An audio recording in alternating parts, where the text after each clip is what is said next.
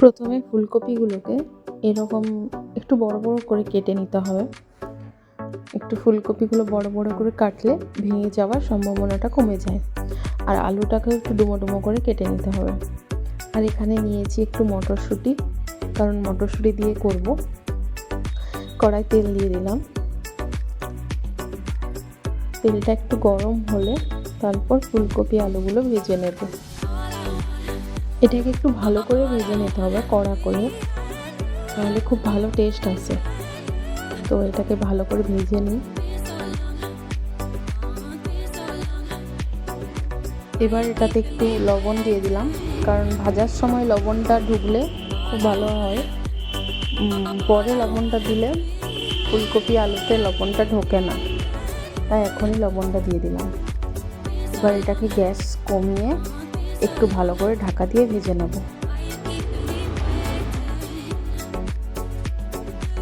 3-4 minute পর ঢাকা খুলে একটু হলুদ গুঁড়ো দিয়ে দেব, যাতে কালারটা ভালো আসে ভাজার সময়। তো হলুদ গুঁড়ো দিয়ে দিলাম। এবার ভালো করে এটাকে মেশাতে হবে।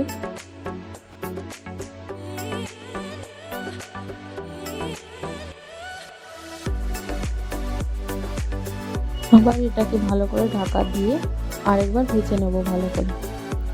তো কিছুক্ষণ পর ঢাকা খুলে এটাকে নাড়বো। দেখছেন খুব ভালোভাবে ভাজা হয়ে গেছে, একটু লালমা লালমা ভাব এসেছে।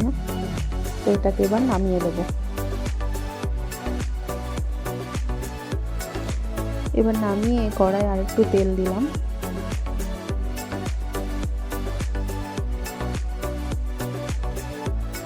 তাতে একটা তেজপাতা দেব, দুটো শুকনো লঙ্কা দেব।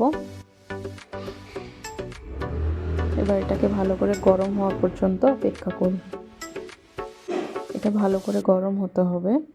তারপর আমরা এখানে পেঁয়াজ কুচি দেব।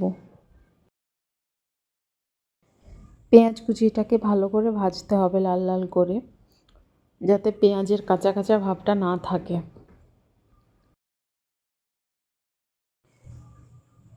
এবার আমরা একটা মশলা বানিয়ে নেব। 2 চামচ হলুদ দিলাম, 1 চামচ জিরা দিলাম, আর 2 চামচ লঙ্কার গুঁড়ো দিয়ে জল দিয়ে একটা মশলা গোলানো জল বানিয়ে নিলাম। এটা বানালে খুব ভালো রঙটা আসে, কষানোর সময় রঙটা এত সুন্দর আসে, যেটা শুধু হলুদ গুঁড়ো দিলে হয়তো আসে না। আর এখানে নিয়েছি আদা রসুনের পেস্ট। পেঁয়াজ ভাজাটায় আদা রসুনের বাটা দিয়ে দিলাম। তো ওটাকে একটু কষিয়ে মশলাগুলো জলটাও দিয়ে দিলাম। এবার এটাকে ভালো করে কষাতে হবে। ভালো করে নাড়ছি। এবার এটা কষানো হলে হালকা কাশ্মীরি লঙ্কার গুঁড়ো, যাতে কালারটা ভালো আসে, তার জন্য কাশ্মীরি লঙ্কার গুঁড়ো দিলাম। এবার এটাকেও ভালো করে নাড়তে হবে। তো এটা কষানো হলে মটরশুঁটিটা ছাড়িয়ে রেখেছিলাম আগে থেকে, তো মটরশুঁটিটা দিয়ে দিলাম। এবার মটরশুঁটিটা একটু কষানো হলে হালকা চিনি দিয়ে দিলাম, এতে স্বাদটা খুব ভালো হয়। এবার ফুলকপি আলু যেটা ভেজে রেখেছিলাম আগে থেকে সেটা দিয়ে দিলাম। এবার এটাকে একসাথে মশলার সাথে মেশাতে হবে। তো মশলার সাথে ভালো করে মিশিয়ে এতে হালকা জল দেব।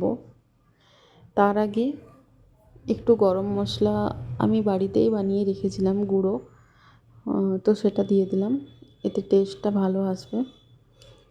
তো এবার জল দিয়ে দিলাম একটু, খুব বেশি দেব না, হালকা দেব, যেহেতু কষানো হচ্ছে, মানে একটু কষা কষা তরকারিটা হবে, তাই হালকা জল দিলাম। এবার এটা ফুটছে, ফোটা পর্যন্ত অপেক্ষা করছিলাম। তো এটা ফুটে গেছে। এবার এটা হয়ে গেছে কমপ্লিট। তো এটাকে সার্ভ করে নেব একটা বাটিতে। এটাকে সার্ভ করছি, সুন্দর করে সার্ভ করলাম।